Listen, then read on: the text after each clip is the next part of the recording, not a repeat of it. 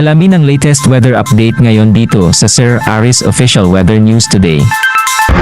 Narito nga yung ating latest satellite image at sa kasalukuyan, ang Intertropical Convergence Zone o ITCZ nakakaapekto sa Mindanao. Itong ITCZ yung salubungan ng hangin galing northern at southern hemisphere. Ito rin ITCZ, asahan natin na magdadala ng maulap na papawilin at makalat-kalat na pagkulan, pagkidlat at pagkulog sa Mindanao, pati na rin sa may Palawan. Samantalang easterlies o yung mainit na hangin galing karagatang Pasipiko ang nakakaapekto sa Metro Manila at sa nalalabing bahagi ng ating bansa.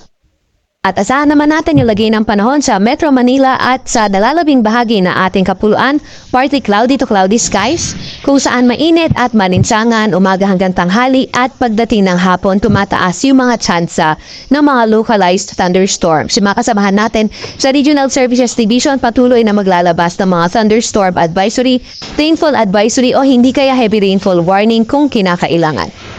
Samantalang may minomonitor din tayong low pressure area, ito ay nasa labas na ating Philippine Area of Responsibility at kaninang alas 3 nga ng hapon, huni itong namataan sa layong 635 kilometers southeast ng Davao City. Itong low pressure area na ito ay nakapaloob sa Intertropical Convergence Zone. Etong low pressure area na ito, although nasa labas siya ngayon na ating Philippine Area of Responsibility, posible itong pumasok ng ating PAR sa mga susunod na araw at makaapekto sa ilang bahagi ng Mindanao.